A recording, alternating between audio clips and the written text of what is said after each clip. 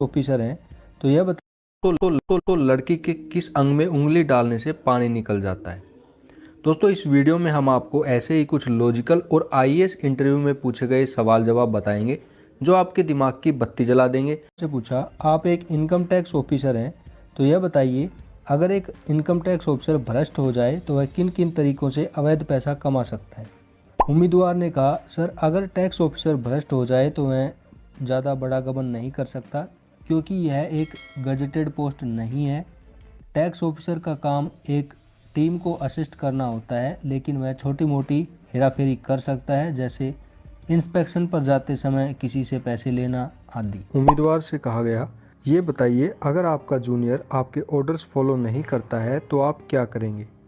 उम्मीदवार ने कहा, सर अगर वह व्यक्ति मेरा जूनियर है तो उसे मेरे ऑर्डर्स फॉलो करने ही पड़ेंगे।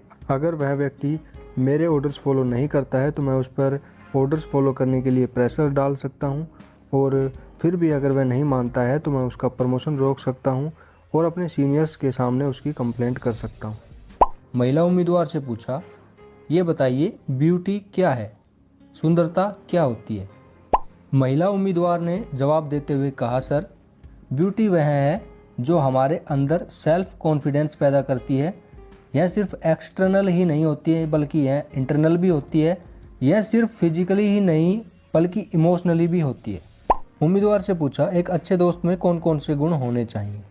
उम्मीदवार ने कहा, सर पहली बात, एक अच्छे दोस्त को अपने दोस्त का कभी गलत फ़ायदा नहीं उठाना चाहिए। दूसरा, अगर मैं कभी डीमोटिवेट हो जाऊं तो मुझे प्रोत्साहित करे।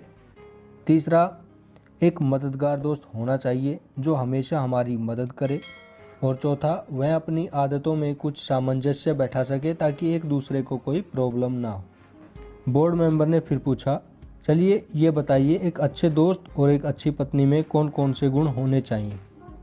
उम्मीदवार ने कहा, सर एक अच्छे दोस्त और एक अच्छी पत्नी के गुणों में कुछ ज़्यादा अंतर नहीं होता है। अगर पत्नी के रूप में एक दोस्त मिले तो उससे ज़्यादा अच्छा और कुछ नहीं हो सकता। उम्मीदवार से कहा, ऐसे 3 कारण बताओ जिसमें आप किसी का मर्डर कर सकते हैं। उम्मीदवार ने बहुत ही सोच समझकर जवाब देते हुए कहा, सर अगर भारत का किसी देश के साथ युद्ध हो जाए और मुझे लड़ने के लिए बॉर्डर पर भेजा जाए तो मैं किसी भी दुश्मन को मार सकता हूं। इसके अलावा सर मैं किसी को नहीं मार सकता। उम्मीदवार से कहा गया, मान लो आप एक जिले के डीएम हैं और अक्खा तीज के दिन आपके ज़िले में बहुत से बाल विवाह होने वाले हैं, आप कैसे रोकेंगे। और विधायक का प्रेशर भी है कि आप कुछ ना करें।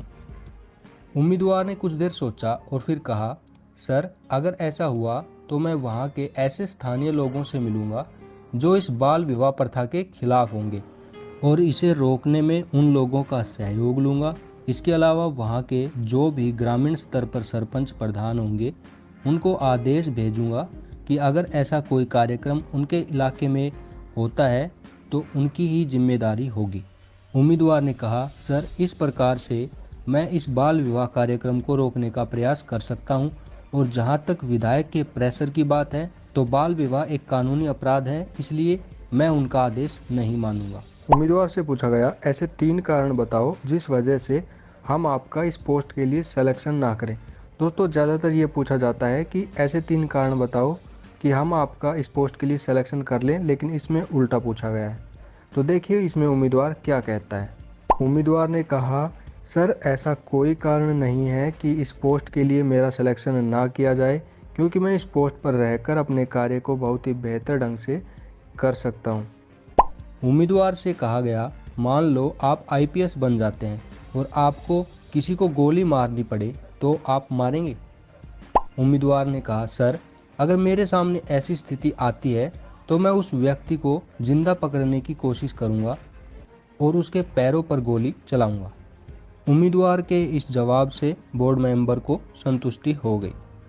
नेक्स्ट क्वेश्चन है, उम्मीदवार से पूछा, ये बताइए हरियाणा के जाट और राजस्थान के जाट में क्या अंतर है।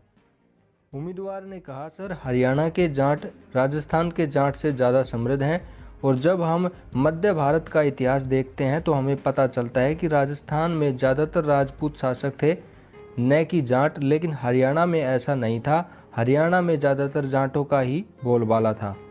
बोर्ड मेंबर ने फिर पूछा, अगर हरियाणा के जाट समृद्ध हैं तो वे लोग आरक्षण की मांग क्यों करते हैं?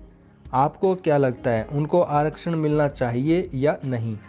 उम्मीदवार ने कहा, सर ज़्यादातर जाट समुदाय के लोग कृषि क्षेत्र से जुड़े हुए हैं, लेकिन वर्तमान में इस क्षेत्र में काफ़ी दिक्कतें आने लगी हैं। शायद इसी वजह से उनको लगता है कि उन्हें भी आरक्षण मिलना चाहिए, लेकिन हाईकोर्ट के फैसले के अनुसार जाट समुदाय को आरक्षण के लिए पात्र नहीं है, इसलिए जाटों को आरक्षण नहीं मिलना चाहिए। नेक्स्ट क्वेश्चन है, उम्मीदवार से पूछा, डेटा लोकलाइजेशन पॉलिसी क्या है? उम्मीदवार ने कहा, सर जैसे हम फेसबुक यूज़ करते हैं तो इस पर हमारा जो डेटा होता है वो देश से बाहर चला जा रहा है और जहाँ पर इन कंपनीज के सर्वर लोकेटेड होते हैं वहाँ पर स्टोर हो जाता है और ये कंपनियाँ हमारे इस डेटा का प्रयोग कैसे भी कर सकती हैं। इसलिए डेटा लोकलाइजेशन पॉलिसी लाई गई है जिससे हमारा डेटा हमारे देश से बाहर न ले जाया जा सके। फाइनल क्वेश्चन है, उम्मीदवार से पूछा, मान लो आप एक IPS हैं, आपके सामने एक अपराधी एक बच्ची का रेप करके भाग रहा है, आप क्या करेंगे? क्या आप उसे गोली मार देंगे? उम्मीदवार ने कहा, सर ऐसी स्थिति में मैं उस अपराधी को गोली तो नहीं मारूंगा क्योंकि यह संविधान के खिलाफ है। मैं उसे पकड़कर कोर्ट में पेश करूंगा और कानूनी रूप से उसे सजा दिलाऊंगा।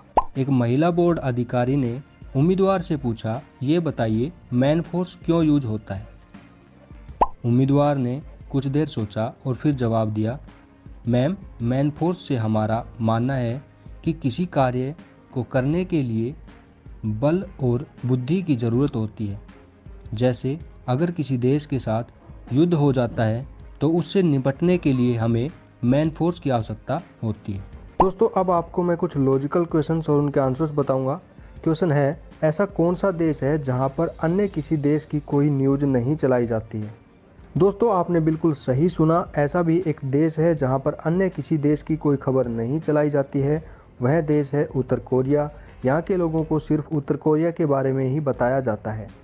फांसी की सज़ा सुनाने के बाद जज पेन की निब क्यों तोड़ देता है? दोस्तों आपने काफ़ी बार फिल्मों में भी देखा होगा कि फांसी की सज़ा सुनाने के बाद जज उस पेन की निब तोड़ देता है। ऐसा क्यों होता है?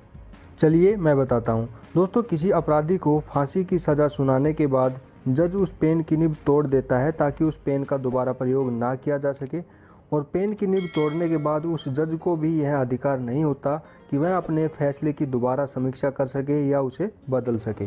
दोस्तों अगला लॉजिकल सवाल है, लड़की की ऐसी कौन सी चीज़ है जो उसकी शादी के बाद बदल जाती है? दोस्तों इसका जवाब है लड़की का सरनेम, जो उसकी शादी के बाद बदल जाता है। फाइनल क्वेश्चन है, लड़की के किस अंग में उंगली डालने से पानी निकल जाता है? दोस्तों यह एक लॉजिकल सवाल है। अपने दिमाग पर थोड़ा जोर डालिए और सोचिए कि आपके दिमाग में क्या आता है और उसको कमेंट में ज़रूर लिखें। दोस्तों इस क्वेश्चन से आपकी थिंकिंग का पता चलता है कि आप पॉजिटिव सोचते हैं या नेगेटिव सोचते हैं। दोस्तों इस सवाल का जवाब है आँख। चाहे लड़की हो या कोई और, जिसकी भी आँख में आप उंगली करेंगे पानी ज़रूर निकलेगा।